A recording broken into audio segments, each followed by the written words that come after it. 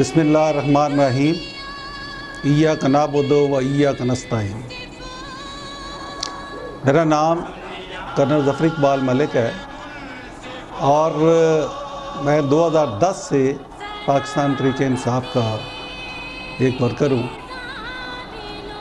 और जब मैंने पाकिस्तान तहरीक-ए-इंसाफ़ को ज्वाइन किया तो मेरा ये इमरान खान पे एक मुकम्मल यकीन था कि इंशाअल्लाह जब वो पावर में आएंगे तो पाकिस्तान को जितने भी मुश्किलात हैं, जो भी प्रॉब्लम्स हैं, उनसे निकालेंगे। और मेरा एक और भी यकीन था, फर्म बिलीव था कि इंशाअल्लाह डिप्लोमेटिकली भी दुनिया में इमरान खान जो है वो पाकिस्तान का नाम रोशन करेगा। और आजकल क्योंकि कश्मीर के हवाले से बात चल रही है तो मेरा ये यकीन है कि इंशाअल्लाह ताला कश्मीर भी इमरान खान के दौर में ही आज़ाद होगा। अभी मैं बात करना चाहता हूँ इंडियन गवर्नमेंट की। जो हिंदुस्तानी वज़ीर आज़म हैं नरेंद्र मोदी, ये आरएसएस का मेंबर रहा है। और आरएसएस का मकसद क्या था? उनका मकसद ये था कि हमने जितनी भी अक़लियतें हैं उनको हिंदुस्तान से ख़त्म करना है, चाहे वो मुसलमान हों, सिख हों या ईसाई हों। क्योंकि उनका ये यकीन था कि हिंदुस्तान हिंदू का है। मुसलमान जो हैं ये सऊदी अरब से आए थे, इनका ये मुल्क नहीं है। और उन्होंने इसीलिए पाकिस्तान के वजूद को तस्लीम ना किया और उनको वो यही कहते रहे कि मुसलमान जो है वापस सऊदी अरब चले जाए।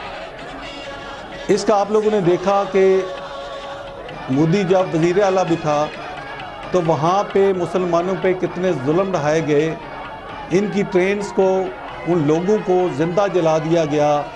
बाबरी मस्जिद के ऊपर हमला हुआ। और अभी उसने जब ये 370 और 35A को मकबूजा कश्मीर में ख़त्म करके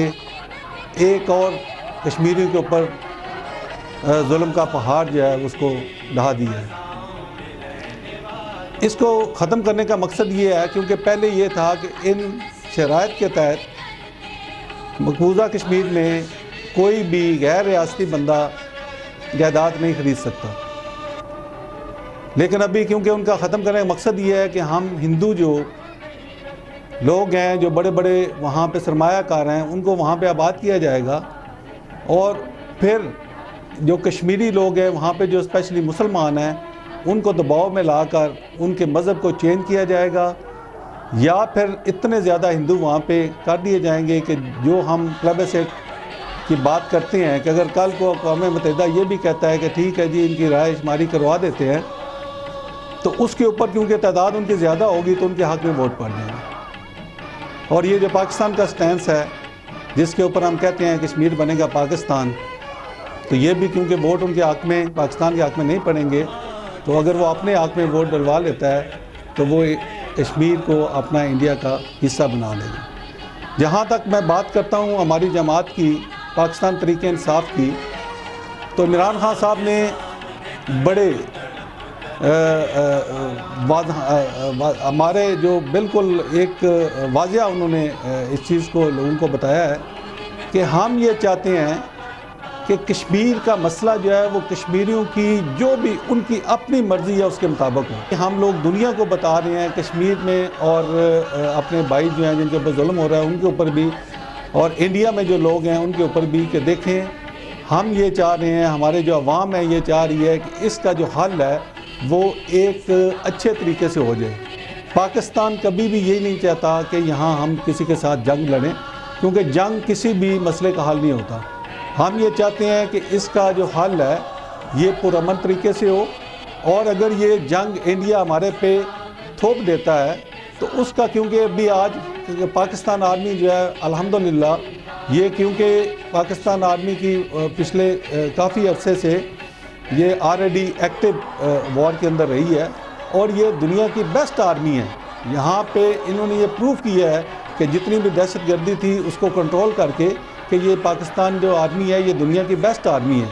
और ये दुनिया मानती भी है, क्योंकि यूनाइटेड नेशन भी जब हमारे कोई भी मिशन पे हमारी आर्मी जाती रही है तो वहाँ उन इलाकों में भी बड़े ऐसे तरीके से काम करती रही है اور الحمدللہ ابھی ہماری جو آرمی ہے یہ سب سے بیسٹ حالت میں ہے، ویئر ایز کہ انڈیا کی آرمی ان کو پتہ ہے کہ ان کے پاس جو SU-30 جو پچھلے دنوں آئے تھے ابھی نندن والا ریئر تھے، یہ 1965 سے پہلے کے جہاز ہیں، پرانے جہاز ہیں، ان کو یہ پتہ ہے اس چیز کا مقابلہ پاکستان آرمی کا نہیں کر سکتے، جو اکوپمنٹ وائز ہے صرف اسٹرینتھ ان کی زیادہ ہے، لیکن جو جذبہ ایمانی ہے، ہم وہ لوگ ہیں کہ جو 313 جو ہے وہ ہزاروں کا مقابلہ کرنے والے ہیں، ہمارے اندر ہر ایک بچہ اس کے اندر جذبہ ہے، ایمان کا جذبہ ہے، اور اب بھی کیونکہ جب یہ موبلائزیشن کر رہے ہیں تو میں آپ کو یہ بتا رہا ہوں کہ کیونکہ ہم لوگ تو ہر جگہ ہوتے ہیں، ہر بندہ جو ہے ایون بچہ، عورتیں، خواتین، وہ کہتے ہیں جی ہمیں اجازت دیں ہم بارڈر پہ جانے کے لیے تیار ہیں، لیکن ہم یہ چاہتے ہیں کہ انڈیا اس چیز کے ہوش کے ناخن لے، اور انڈین گورنمنٹ اور مودی کی گورنمنٹ اس کے اوپر آنا، جو وہاں پہ جو سول سوسائٹی جو ایک نہرو یا گاندھی کا ہندوستان تھا، وہ لوگ چاہتے تھے کہ یہ سیکولر اسٹیٹ ہے، یہاں پہ تمام مذاہب کا خیال رکھا جائے گا، لیکن پچھلے ادوار میں بھی اور ابھی بھی یہ مودی کا، کیونکہ وہ ایک RSS کا ہے جو کہ ایک دہشت گرد تنظیم ہے، جو کہ بلیو ہی قتل و غارت پہ رکھتی ہے اور مسلمانوں کو وہاں پہ نیست و نابود کرنا چاہتی ہے، اس کے مشن کو آگے بڑھاتے ہوئے، اور یہ اس کو ابھی پورا جو ہے انڈین گورنمنٹ کی ان لوگوں کو پوری کی پوری سرپرستی حاصل ہے، اور جس کے اوپر وہ لوگ جو ہیں وہ ابھی بھی ظلم و ستم کر رہے ہیں۔ ابھی دیکھیں کشمیر میں کرفیو لگا ہوا ہے، وہاں پہ میں اگلے دن دیکھ رہا تھا کہ بچے کوئی تقریباً 8-10 ینگ لڑکے وہ بیچارے فلیگ لے کے تو نکلے ہیں، تو انہوں نے کوئی نعرے شعرے لگائے ہیں، تو ان کو چپ کر کے انہیں آرام سے گاڑی میں ڈال دیا۔ تو میں یہ بات کر رہا تھا کہ ابھی ان ظالم، وہ پتہ نہیں ان غریب مسکین وہ جو بچے ہیں نوجوان، ان کو کس جگہ لے جائیں گے اور ان کے ساتھ کیا کریں گے، کیونکہ کرفیو لگا ہوا ہے، کوئی پتہ نہیں ہے کہ وہاں پہ کیا ہو رہا ہے، کتنے لوگوں کو۔ لیکن ابھی جو کہیں نہ کہیں سے خبر نکلتی ہے وہ یہی ہے کہ لوگوں کے اوپر بہت ظلم ہو رہا ہے، لوگوں کو جو ہے بہت جبر ہو رہا ہے، جو نوجوان لوگ ہیں ان کے اوپر بہت زیادہ سختیاں ہیں، اور ان کو اتنی زیادہ تکلیفیں پہنچا کر پھر قتل کر دیا جاتا ہے اور اجتماعی قبروں میں ڈال دیا جاتا ہے۔ تو ہم یہ چاہتے ہیں کہ انڈیا جو ہے، اور انٹرنیشنل جو لابی ہے، انٹرنیشنل کے جو ہمارے جو کہتے ہیں جی ہم بڑے امن کے ٹھیکیدار ہیں، اگر کہیں پہ بھی کسی اور مذہب کے لوگوں کو تکلیف پہنچتی ہے تو وہ بالکل آواز ان کی بلند ہو جاتی ہے۔ تو جب کشمیر میں ظلم ہو رہا ہے، کہیں اور جگہوں پہ مسلمانوں پہ ظلم ہوتا ہے، تو وہ بھی